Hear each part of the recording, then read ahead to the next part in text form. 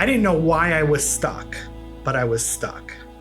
And I know now why I was stuck. Why were you stuck? Well, like I said, during that event where you said that's not why you're here, you took me through a series of questions, and the huge impact was the conversations I heard about money growing up, right?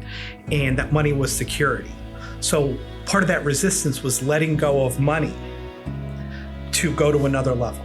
And that was kind of the breakthrough. Was you and I had spent we worked together for the year, and was letting go of all that, letting go of my need to be the guy, that no one does it better than me, to grow and scale using leverage and other people, is to build a team.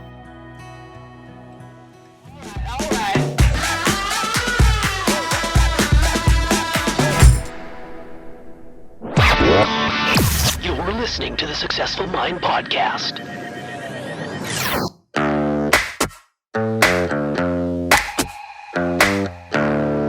Successful people learn how to make their minds work for them. I'm David Nagel, and this is the Successful Mind Podcast.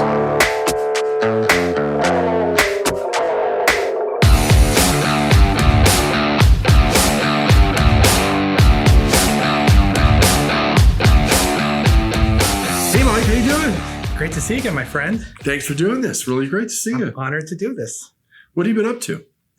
I have been actually kind of finally living the life of my dreams. Okay. What is that? We were talking about a little bit this morning in the meeting here. It's just that liberating yourself to really stay connected to desire and not getting caught up in the how or safety, security, knowing the solution and the money are there. Okay. So obviously you were not always in that place. No. Right?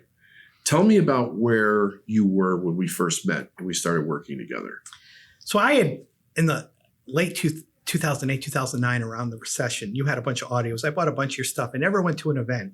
And then in 2015, you had something, and I just remember in the title was Resistance. And that's where I think it was October 2015.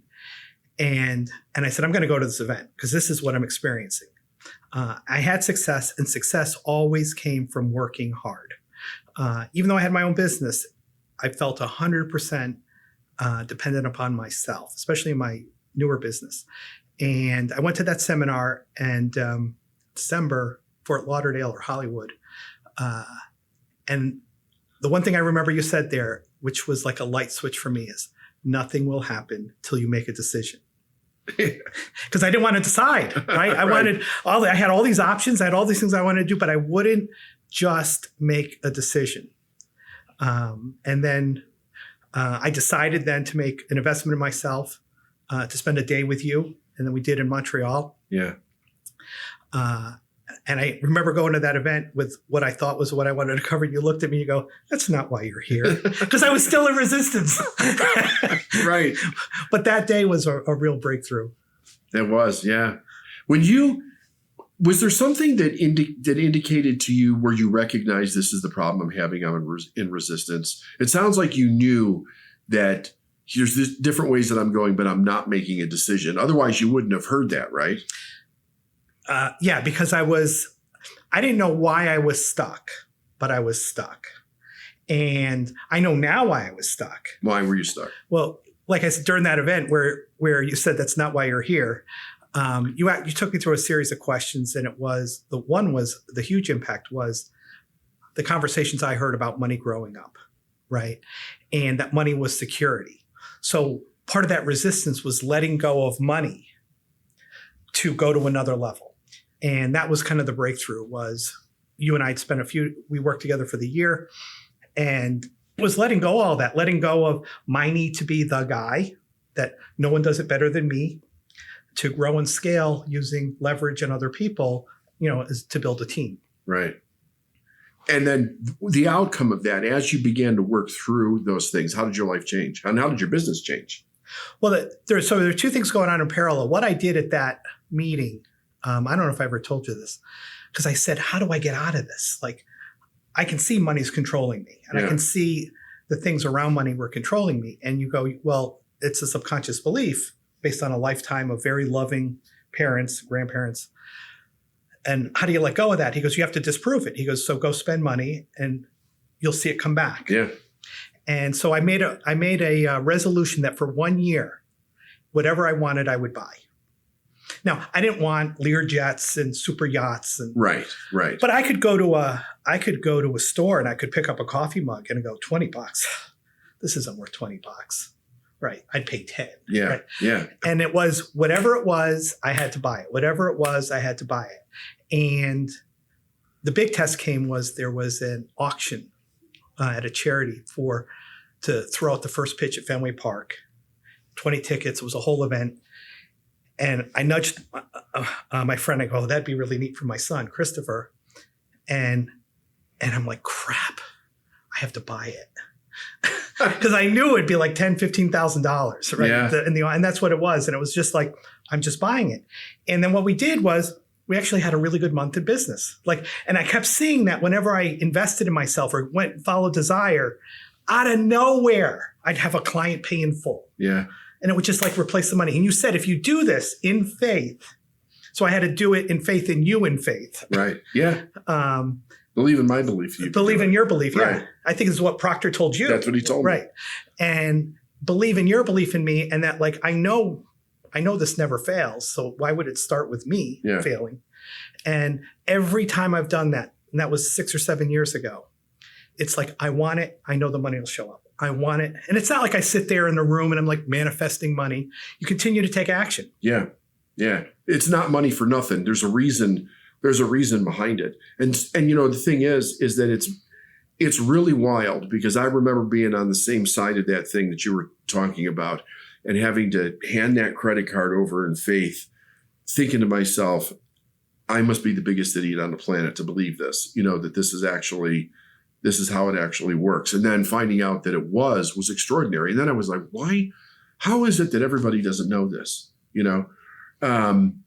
But when that changes your life, it opens the possibility up in your mind for what else could I possibly do? Because you're not living every day with I can't do this because I can't afford it. I hear people every day that will say all the things that they can't do in life that they would love to do. And the only reason is because they don't have the money to be able to do it. So where are you going next? So as part of that journey, right? I think I was in a marriage for 30 years. It wasn't a horrible relationship. We actually still get along, but we weren't happy with each other. So it's not even enough for me to say I wasn't happy with her. I'm pretty sure she wasn't happy with me. We don't hate each other. We never hated each other. It's one of those, probably it evolved to a mediocre marriage and a partnership. And I'm like, but like you used to say, desire creeps up and then we suppress it. Desire creeps up and we suppress it. It's the things that keep coming up over and over again that we ignore that usually hold us back from our happiness. And the one thing that kept coming up over and over again was new relationship, or just the word relationship. And I did a bunch of things to try to work on it. And then I successfully identified it takes two. Yeah. And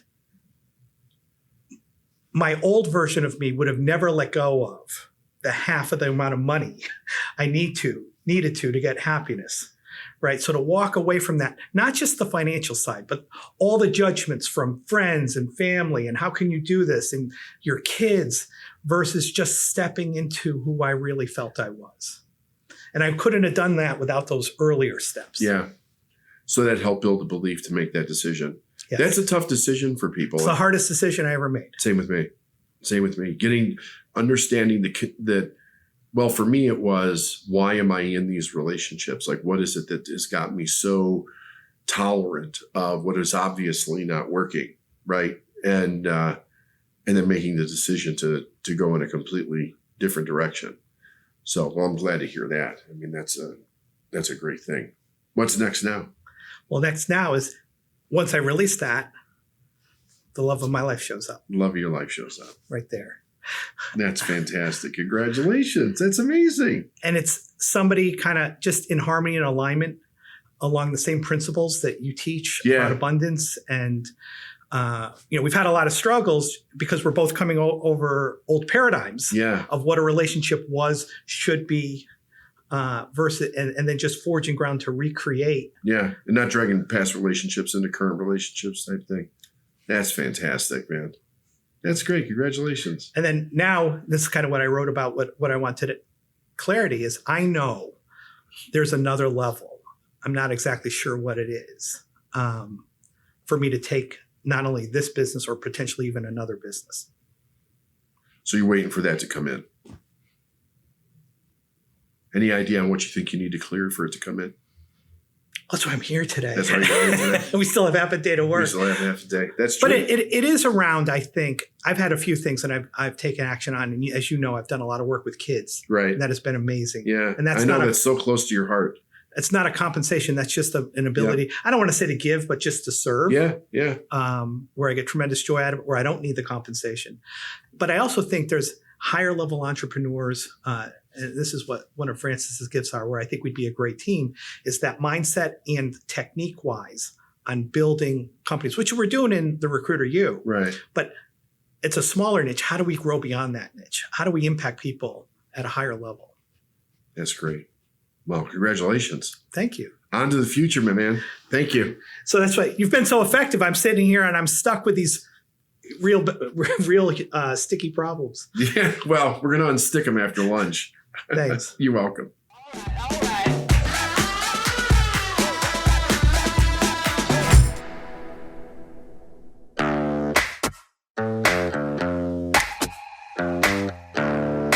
Thanks for listening to the Successful Mind Podcast. If you like what you heard and you want to learn more, go to lifeisnowinc.com. I'll see you next week.